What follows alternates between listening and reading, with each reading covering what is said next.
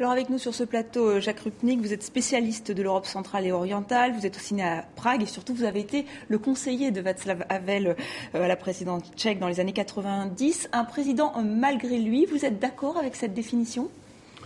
Oui, en ce sens qu'il n'avait pas prévu une carrière politique et surtout pas au sommet de l'État. Oui, ça c'est en ce sens-là, par inadvertance ou par les hasards de l'histoire plutôt.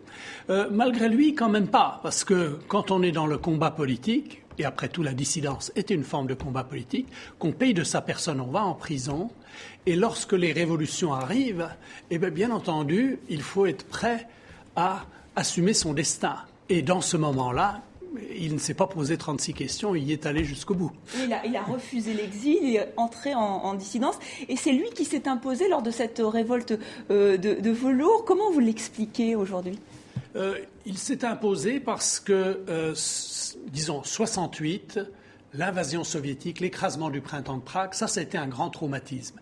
Mais ça a été aussi l'échec de l'idée du socialisme à visage humain et de l'autre symbole de cette époque, qui était Alexandre Dubček. Et certains ont pensé que peut-être Dubček pourrait revenir et qu'on allait simplement, après une interruption de 20 ans, reprendre l'histoire là où elle s'était arrêtée. Or, pendant ce temps-là, les Tchèques avaient non seulement tourné la page de 68 et de l'invasion, mais ils avaient tourné la page du socialisme à visage humain.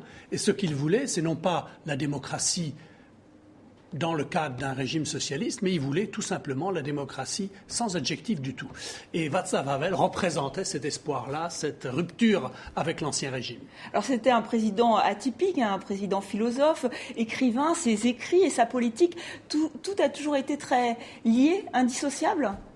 Oui, je pense qu'il y a bien sûr des phases dans sa vie. Dans les années 60, c'est le dramaturge, c'est l'auteur de pièces de théâtre, le théâtre de l'absurde, c'était l'époque de Beckett, de Ionesco, etc. Donc il est très influencé par, bien sûr, ce contexte-là en Europe.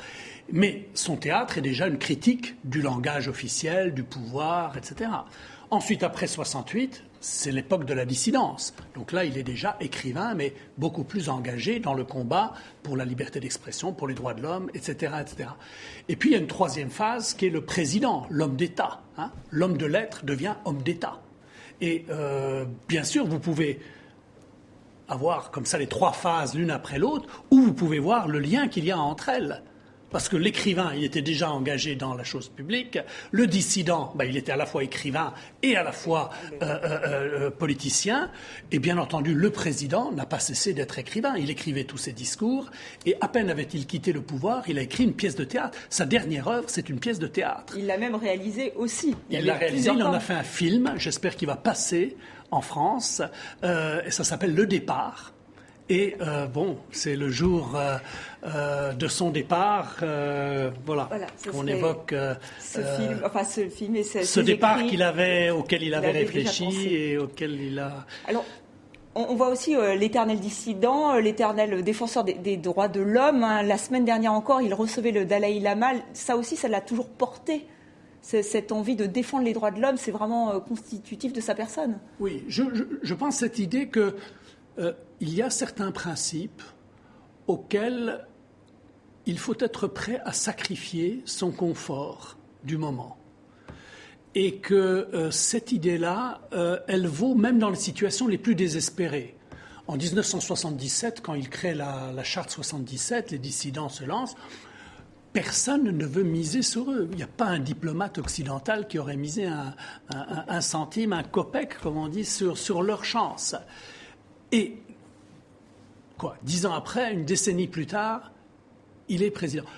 On le voit là dans le film que vous avez montré. Il est en prison début 89, fin 89, il est à la présidence, il est au château. Et ça, je crois que c'est un symbole très fort. Et c'est pour ça que vous avez évoqué Dalai Lama. Au mois d'octobre, j'étais à Prague pour le Forum 2000 qu'il organisait chaque année. On a eu un lien direct avec Aung San Suu Kyi, l'opposante de Birmanie. Il était un grand soutien aux opposants de Biélorussie, etc. Il s'intéressait à toutes ces causes qui, en apparence, sont totalement sans espoir. Mais son exemple montre que ceux qui sont les réalistes d'aujourd'hui ont parfois des surprises. Et lui il était le porteur de l'espoir, de la bonne surprise. Merci beaucoup à Jacques Rupnik d'être venu sur le plateau pour évoquer avec nous donc Václav Havel qui nous a quittés à l'âge de 75 ans. Merci encore.